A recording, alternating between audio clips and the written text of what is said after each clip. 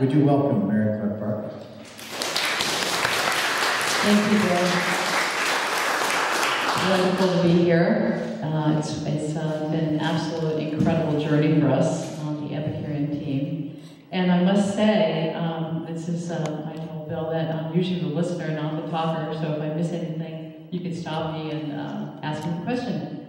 But I'm going to tell you a little bit about Epicurean and what we've done in the last 10 years. We're entering our 10th year. Our accounts range from Napa to Monterey to Sacramento. We're all around the Bay. We're local.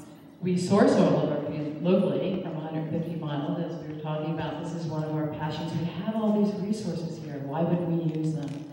Why wouldn't we support local business? This is one of our passions.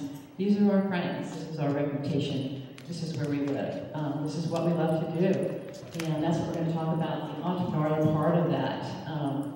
So I have this driving passion for food and hospitality and breaking bread, sharing ideas together, and I think that every environment deserves to have that. And being here at Holy Names, hatching the idea in the kitchen, I thought to myself, this really needs to happen. We need to have a local provider that's really in tune and can listen to the local community and what the needs are, and have the ability and the flexibility, not be held down by a big corporation that has rules and regulation.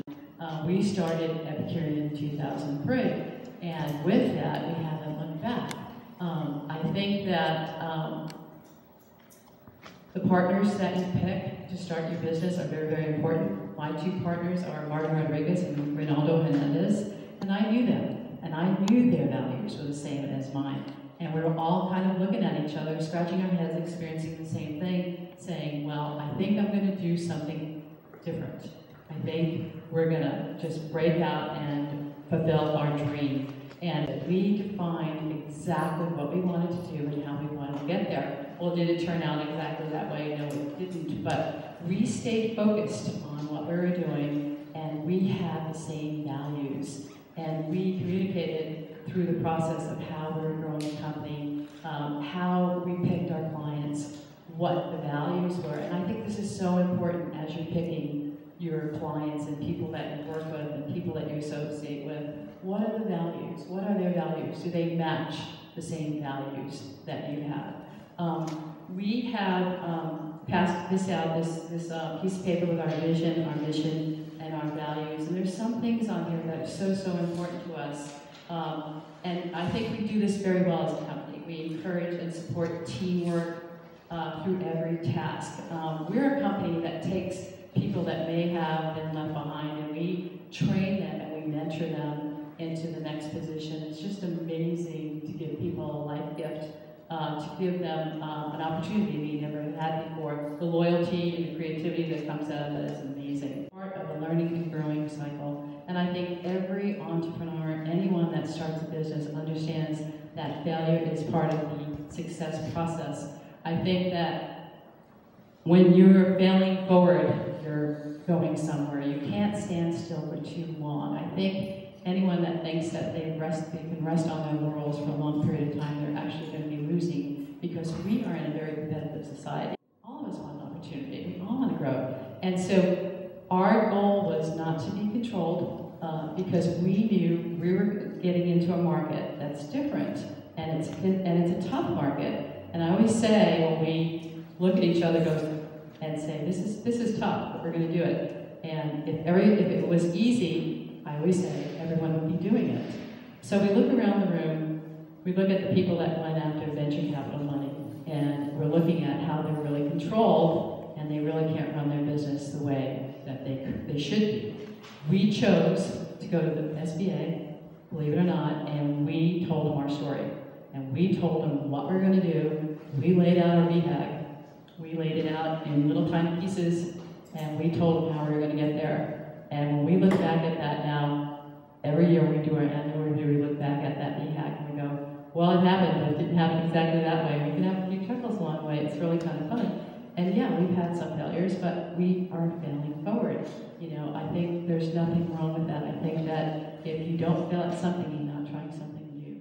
One of the cultures that I really admire to this day, that I think is really great, was HP.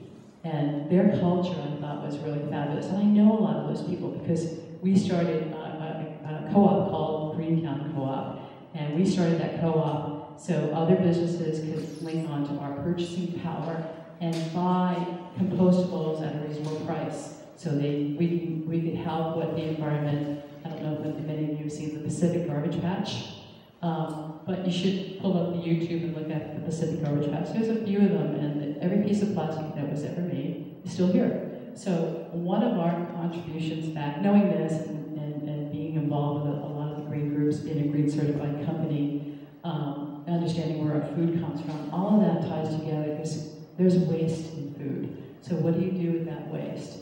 We have green trash cans, we recompost that waste. What do we do with your oil? We have a service that picks it up for biofuel, those kind of things. So it's just, the food part is so important, but there's also the waste part to it. So we started on Greentown, we started working with a lot of HP people. It was just amazing. I had no idea. Many of them were retired people from HP, but just that, their philosophy, their schooling, they talked about how they hired people for values in their company, and they went to HP school, and they continued through HP school, through their whole career, and I thought, wow, you know, that's dynamite. That's why you have all these people that are retired, and they're still doing some great things for the community. So I look at Epicureans that way. I look at, geez, you know, if we had an Epicurean school, you know, maybe we could get people to the skill level